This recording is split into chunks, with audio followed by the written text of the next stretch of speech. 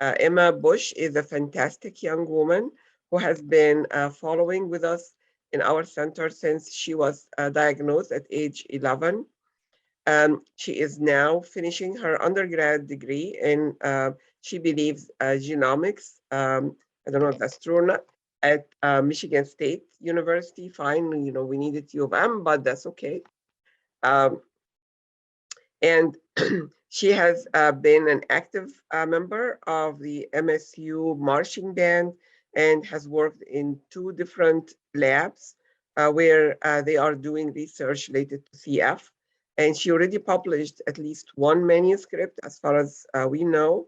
And she has also been actively involved with the Council of Students with Disability while at MSU. And this is really the example of patients or people with CF that we wanted to see involved in everything, planning for their future and being active in every aspect possible. All right, with that, Emma, I'm passing it on to you. Okay, hello everybody. Let me share my screen.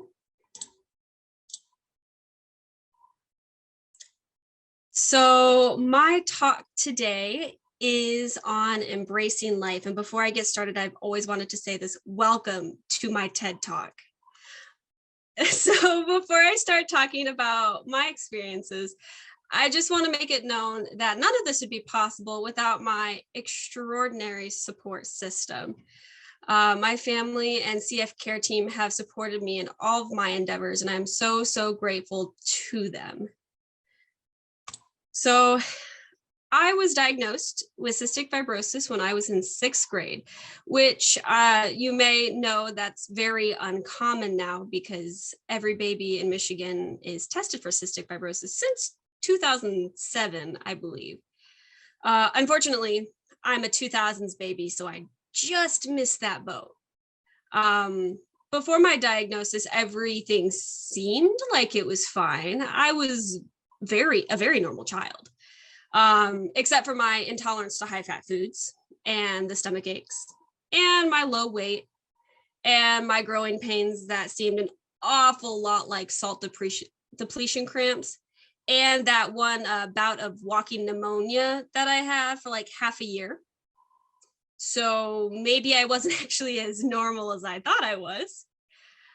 After one particular hard night with gastrointestinal problems, my mother happened to see the bathroom after I was done. She started to put 2 and 2 together, that what I was going through was awfully like what my cousin, who also has cystic fibrosis, goes through when he doesn't do his treatments. So she brought me to the family physician and asked that I be tested for cystic fibrosis. This is actually our first lesson in self-advocacy. The doctor didn't initially want to test me for CF because although I do have a cousin on my dad's side, my mom's side doesn't have a family history. Later on, we found out that many of my grandpa's cousins had passed away as children because of health complications blamed on poor healthcare in the South, but we're not so sure about that anymore. Regardless of the lack of family history, my mom insisted and the diagnosis came back positive. So my mom first broke the news to me at the end of the school day at middle school. What I didn't know is she put a lot of thought into where she was going to break the news to me. She didn't want to do it at home because home is supposed to be a safe space. She didn't want to do it at my favorite restaurant because then my memories of that place would be forever tainted. So, like I said, it was the end of the day at middle school when my mom told me that I had CF. At the time, I only really had 2 questions for her. Does this mean I can have butter and bacon again? And does this also mean that my stomach aches are going to stop? As an 11-year-old whose favorite food is bacon, I was devastated when I had to cut it out of my diet while we were still trying to figure out what my GI problems were coming from. We thought I had picked up IBS from my dad's side of the family. Thank you, Dad. I then responded with, okay, I have to go to play practice now. So I think I might have taken the news the best out of my whole family. it wasn't until later that I actually comprehended what this diagnosis meant for me and for the rest of my life. My life changed quite drastically after the diagnosis, but it was definitely for the better. Now I have answers to all the issues that have been plaguing me for so long. My CF care team did such a good job making sure that I knew what I needed to do to keep myself healthy and how to take my health into my own hands.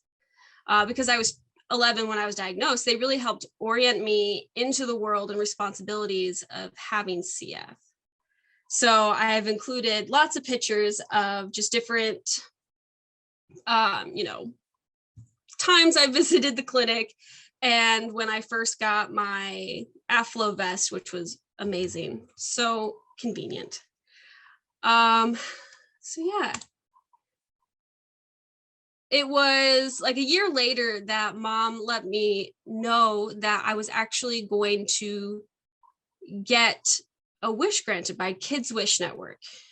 At the time, I was a huge fan of NCIS, so I requested to visit the set. And it was a really, really amazing experience. So I got to, roam around the set and interact with all the cool people who do NCIS. And overall, it was a really, really cool experience.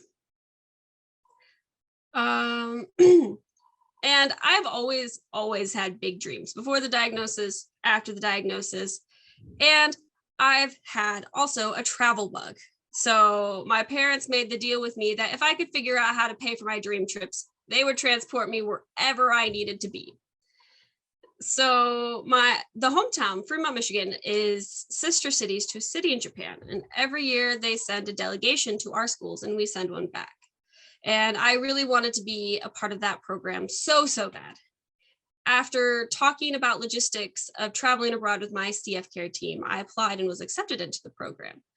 This was the summer between my 8th grade and 9th grade year. So because I had pieced together the details of how I was going to be able to travel to Japan, the trip was a breeze. I got to experience the culture and just the life of like being in Japan and seeing all these really, really cool things. And I made lifelong friends while I was there. I got to try on a traditional yukata in the bottom picture, which was also very cool. And truly just an unforgettable experience. So my junior year of high school, I was also able to attend a school trip to Germany. Again, because my care team is so good at what they do, traveling abroad was smooth sailing. I will say a lot of these pictures are selfies because when I was in Japan, I got into the habit, while I was in Germany, I had gotten into the habit of sending my mother proof of life photos. So as long as I sent her one photo every day of myself, she knew that I was still okay, still alive, still doing great. So let's see. For my next adventure, my brother and I always had our eyes on the stars and dreamed about space camp. My junior year of high school, I applied for a space camp scholarship through the physical disability category. I wrote about my experiences with CF and asked my vice principal and science teacher to write me recommendation letters. And I was accepted. I was awarded the scholarship, and it was actually picked up by the Space Camp Hall of Fame. They sponsored my scholarship, which was really, really cool. I will say that bottom picture is of my vice principal, my teacher, and me. And if that smile looks a little ingenuine, it's because they had called me into the office. My mom actually had been looking through my email to see if she could see the acceptance letter, because for some reason I couldn't access my email at high school. I don't know. But she saw the email and she wanted to surprise me. So she let my vice principal and chemistry teacher know, and they decided they were going to play a little prank. So they called me into the office, and they both dead serious faces look at me and told me, "We are very concerned." And me being the good student I am, spiraling just a little bit, racking my brains what I could have done so terribly wrong that I had been called to the vice principal's office for the first time in my life. And then they told me that I had gotten a scholarship. So it took me maybe like an hour later to comprehend the fact that I wasn't in trouble and that I was actually going to space camp.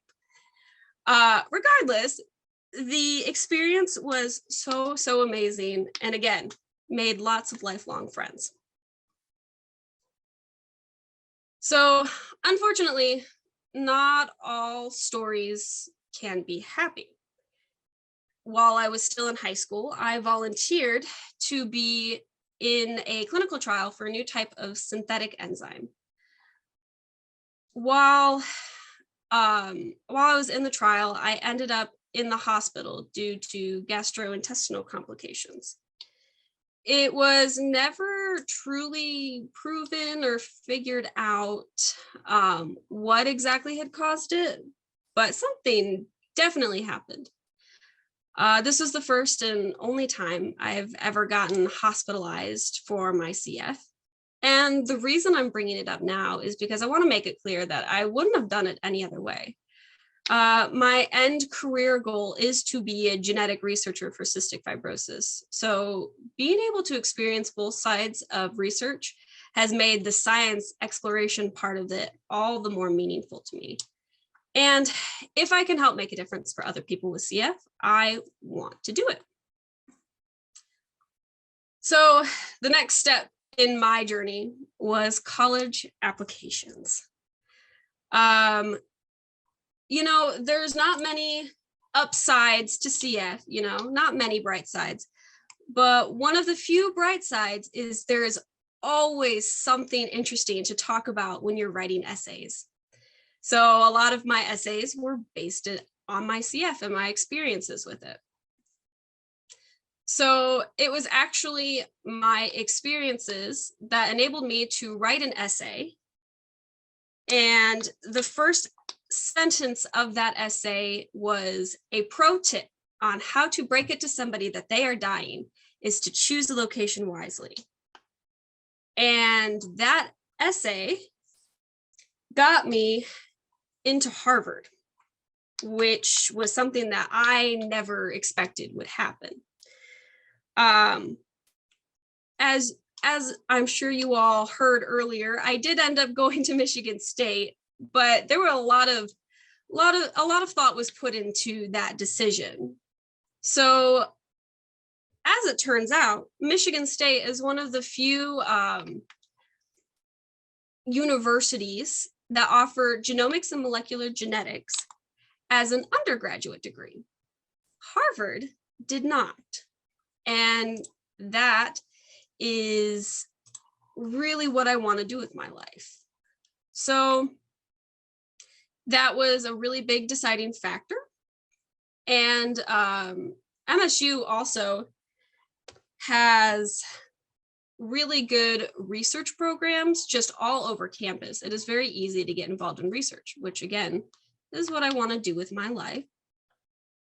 And there were also some CF considerations that I put in there as well, because although, it is possible to study outside of the state and still, have insurance do its thing, I would still be hours away from home. So if I did experience an exacerbation or if I needed help, my parents and my support system would be hours away. So that was also a deciding factor in Michigan State. The last deciding factor was marching band. So I could fill a whole presentation just with marching band. But I decided not to subject you all to that. So instead, I only filled the next 3 slides. So marching band has enabled me to do and experience so many things. I have been able to do so many cool things, and just being a part of the marching band program has been so unforgettable. I don't have a picture of this, but I'm gonna try to describe it. So the first game of the season is typically on a Friday, and everybody fills the stadium. And the Spartan Stadium has a tunnel that the marching band comes out of when we are, first starting our routine, our pregame. And we do a march called Kick Step. So the drum line is playing their little routine, and the marching band is crammed into this little tunnel that, 300 of us are in. And so we start, and we're stepping onto the field, and we go from this cramped tunnel to the tunnel just opens up, and we're in the stadium, and the crowd is screaming, and it is just you in that moment in the stadium. And I have never experienced anything like it.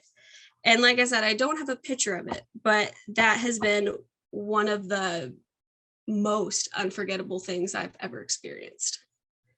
So I've been able to do some other cool things aside from that as well. I have been able to travel to the Michigan Stadium. So I thought, because this is a U of M hospital, I would include the picture at UMich Stadium. That was very fun. And then I've also been able to travel with the marching band, which has also been a very, very fun experience. So whenever the marching band gets to go, or whenever the football team gets to go to the bowl games, the marching band also gets to go. So freshman year, I got to go to San Francisco, and then for the Red Box Bowl. And then sophomore year, I was able to go to New York for the Pinstripe Bowl. Unfortunately, because of COVID, junior year season was canceled, so there was no bowl trip then. But this past year, I was able to go to Atlanta, Georgia for the Peach Bowl. And I've always tried to get a picture of me just jumping in front of the most iconic thing wherever I am. So for San Francisco, it was the Golden Gate Bridge. For New York, it was Times Square. And then for Atlanta, Georgia, it was World of Coca-Cola. And then I've also included a picture in Yankee Stadium, which is also very cool. And being in marching band, I also get to occasionally interact with the football team. So this past year, during the week of the UMich MSU game, the marching band does Sparty Watch. We all camp out at Sparty, and Coach Tucker from the football team came out and brought us pizza, which was so great. So I managed to get a picture with Coach Mel Tucker, and I made my brother super jealous of that. So that is something that I will always hold over his head. Let's see here. So here's one more slide of marching band pictures, just because. This year has been my technically 4th season with the marching band. I've been serving as squad leader, which has also been very memorable. And I will have one more semester in the fall. I will be graduating in December. And I will have one more season of marching band. So I'm hoping that the last game of the season is not as cold as this past season. I included the picture because I thought it should be included. And this was from the Penn State game, where it snowed the entire game. Very cold, but so worth it. So I think that wraps up all my marching band pictures. If you want to see more, let me know. I have more. So the next thing, yeah, so I've gotten involved in some other things around campus as well.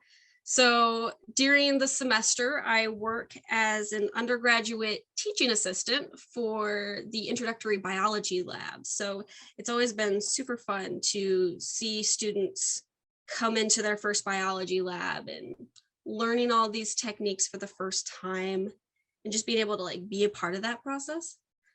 I also I also serve as the president of Council of Students with Disabilities. Council of Students with Disabilities really focuses on making campus accessible for everyone, regardless of ability. So recently we've been working on implementing a Sharps initiative so we can put Sharps containers in public bathrooms. So we're still working on it, but it's gonna happen. And I also included a picture because, of course, although this past school year may have been online because of the pandemic, treatments don't stop. Treatments still happen. So I thought it'd be nice to include a picture of me, working on online school while also still taking care of myself. Then the next thing, I have gotten involved in the research around campus. So my freshman year, I was able to join a project looking at the CFTR gene and different ways to like detect it and everything. So the top picture is me pointing at a specific spot. What you see right there in that picture is the string of amino acids that make up the CFTR protein. And what I'm pointing at is my specific mutation out of all of the little dots that make up the CFTR protein. I was able to find mine and I have it circled. So I also was able to, present this research at the university research symposium, which was very, very fun, very informative. And I also included a picture of just me doing the science. So this research that we were working on was actually able to get published. So I included the screenshot of the header and I circled my name in case you guys didn't see it. So I started working on the project my freshman year of college and it was accepted and published this past summer. I found out in August. So that is so exciting. And I'm so excited to be able to be working on this CF research while I'm still in undergrad. And I have also been able to get involved in other CF research here on campus, studying the microbiome of cystic fibrosis. So the microbiome is a very, very interesting place. And especially with people with CF. And this lab has been looking at the effects of Trikafta and how the microbiome has really changed after pre and post Trikafta. So I included some fun science pictures in here. Currently, the project I'm working on is trying to see if there's a different way to sample the lung microbiome. Because one of the things with Trikafta, as you may know, is patients aren't really producing as much sputum. So how are we supposed to tell what's growing, especially in the lower respiratory tracts?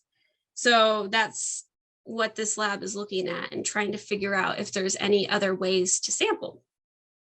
So some super fun science pictures.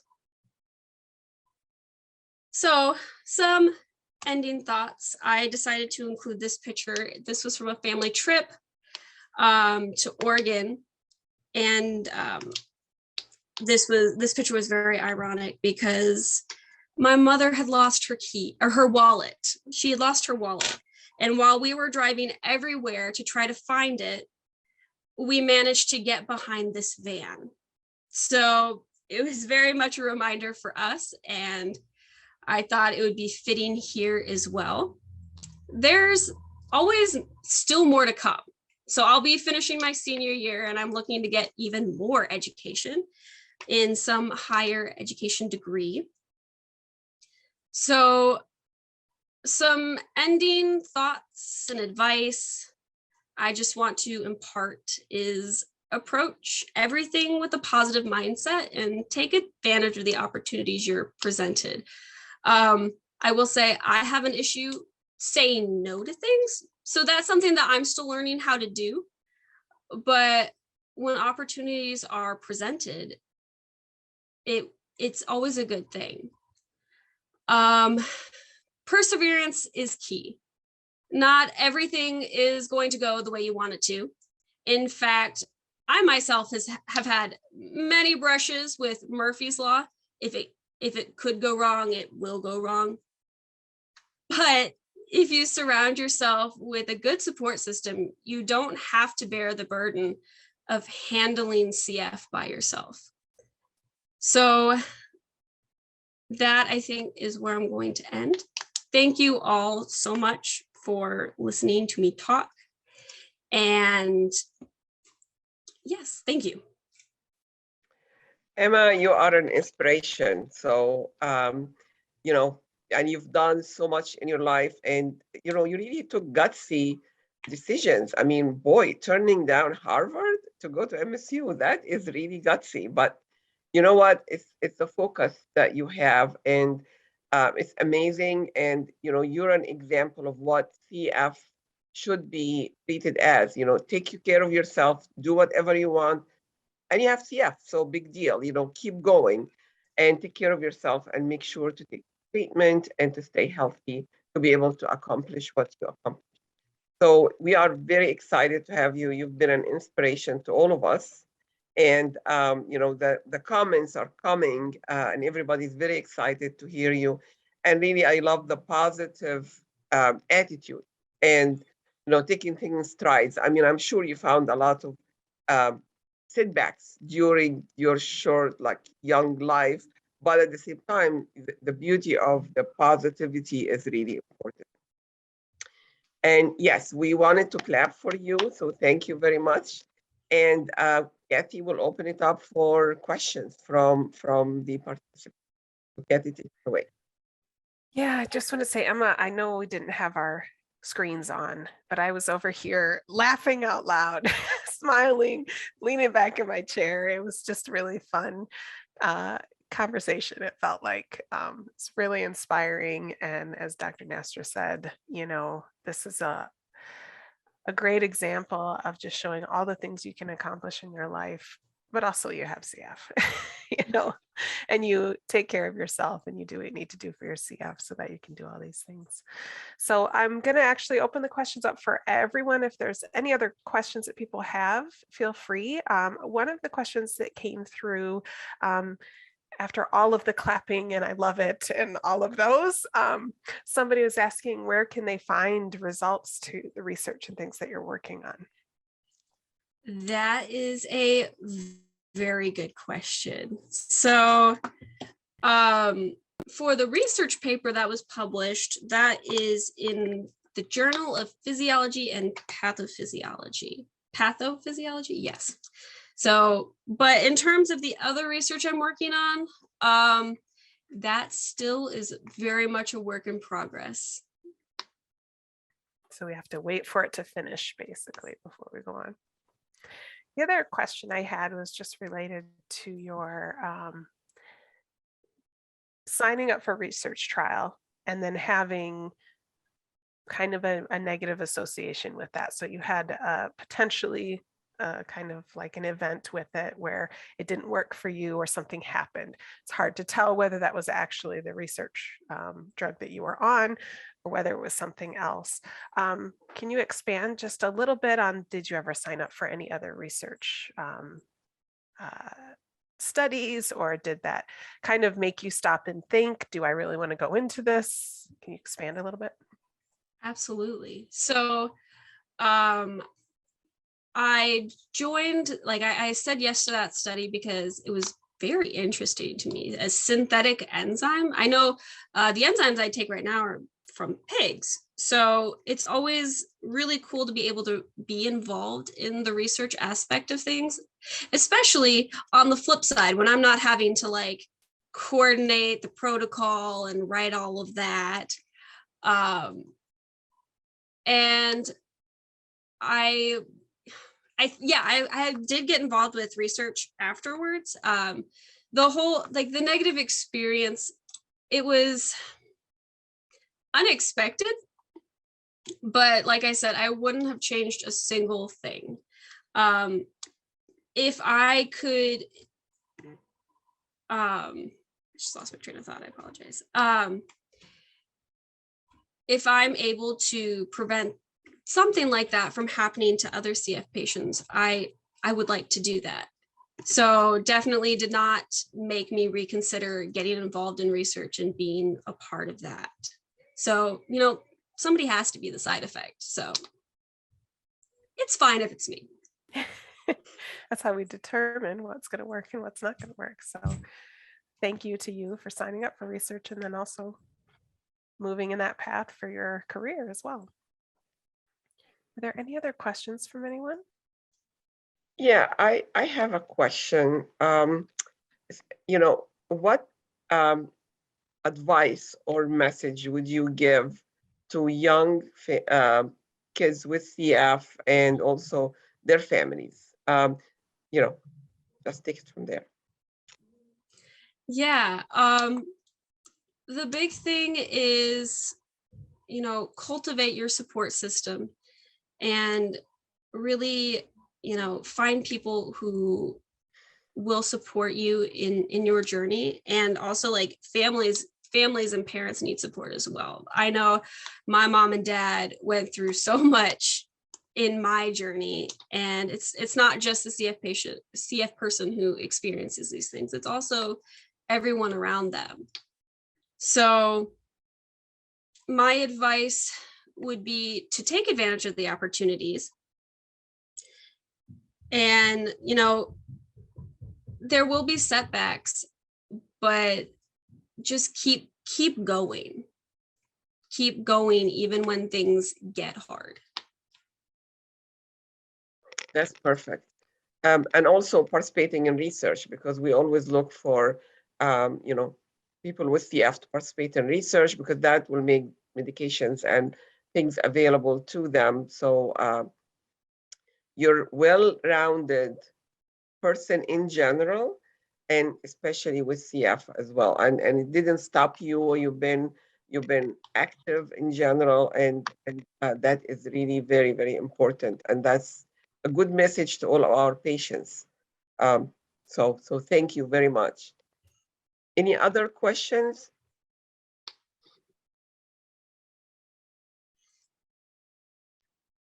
I don't see any more right now. Just It's Emma, all I hope you had a right. moment. I do have one more question that came up. Emma, if you want to take a look at the chat for a minute, if you haven't been able to, it just completely blew up during your presentation with praise and love. So here is a question. So college is a hard transition time for anyone, but having CF adds another layer of complexity. Is there any advice or tips for those heading to college and navigating CF? Yes, absolutely. So what I will say is that Michigan State has one of the best disability centers, I think, in the United States. I'm almost positive. So they have a really nice accommodation system. So what I would say is definitely look into the disability center, or not the disability like department, wherever you decide to go, and reach out to them and see what kind of accommodations you can get and what they can implement for you. And also on a more just like personal note, in high school and middle school and everything, you're still living at home. So you still have parents, looking over your shoulder, like, have you done your treatments? Have you been keeping up with that? Have you been staying healthy? But when you go to college, it really becomes truly your own responsibility.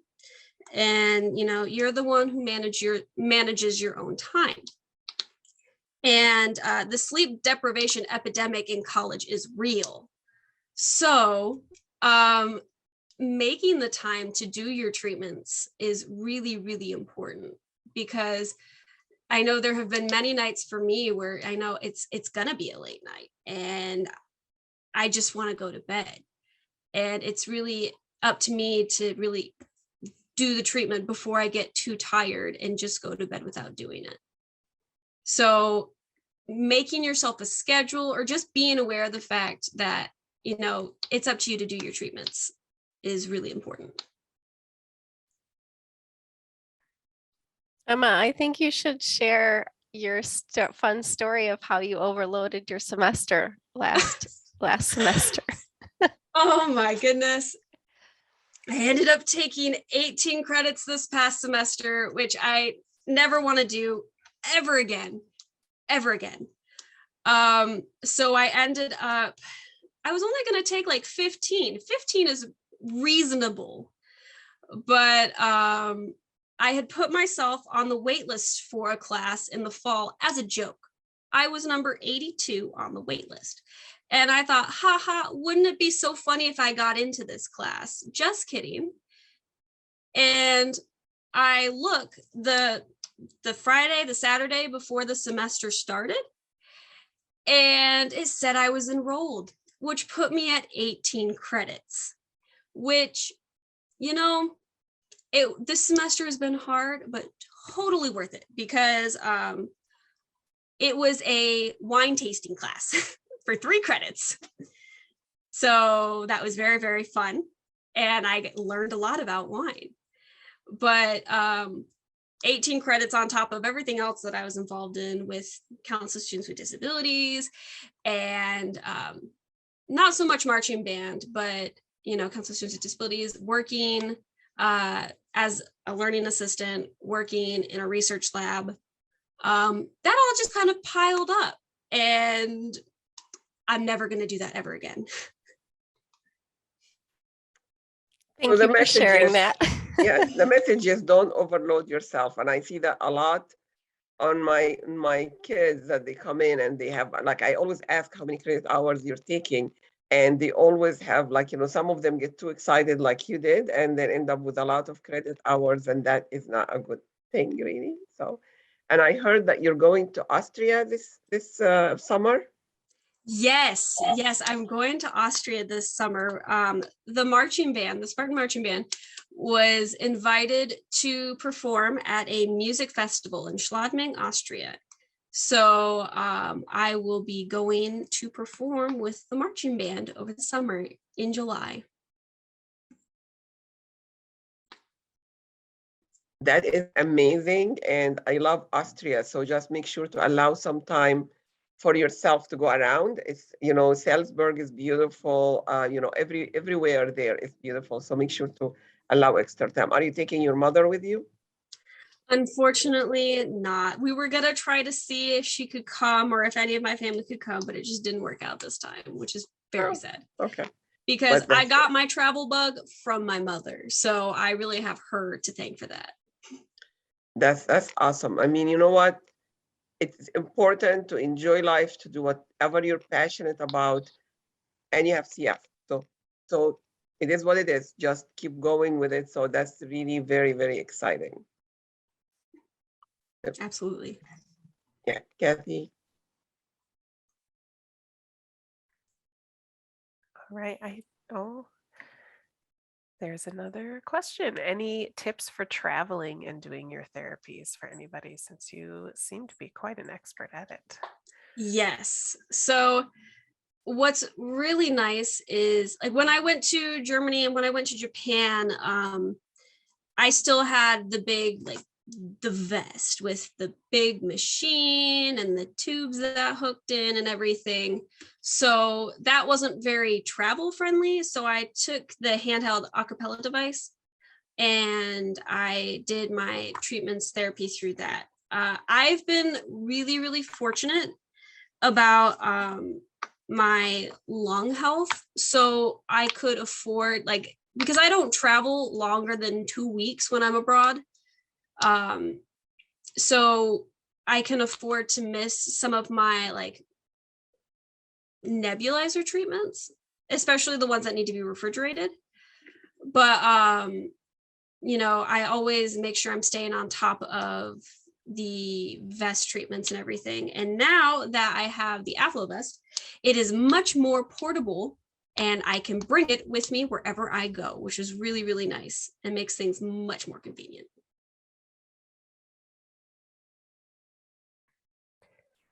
That's awesome. I think there are also our respiratory therapists and physical therapists can help set you up if somebody's going to travel and doesn't have equipment that they need or has questions about certain devices, different nebulizers, how do you plug things in, all of that. Your care team can definitely help you and get you connected with resources for that.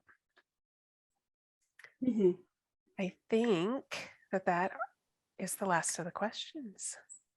So Emma, I want to thank you very much for joining us. We loved hearing your story. I cannot wait to see what you do with the rest of your career. I'm sure we'll probably see you at the national conference in the future, and be really awesome. I also want to say thanks to Dr. Nasser, Dr. Sisson, Dr. Gia, Courtney, Iwanaki, and Stacy Fogarty Brown for taking the time to give us updates on the various center initiatives and research and the newest advances for all of our nutritional health for our people with CF. And we're hoping next year to be in person. Yes. Maybe we'll invite Emma again to be in person. Yeah. All right. Well, thank you all for joining us, and I hope you all have a fantastic night. And that's it.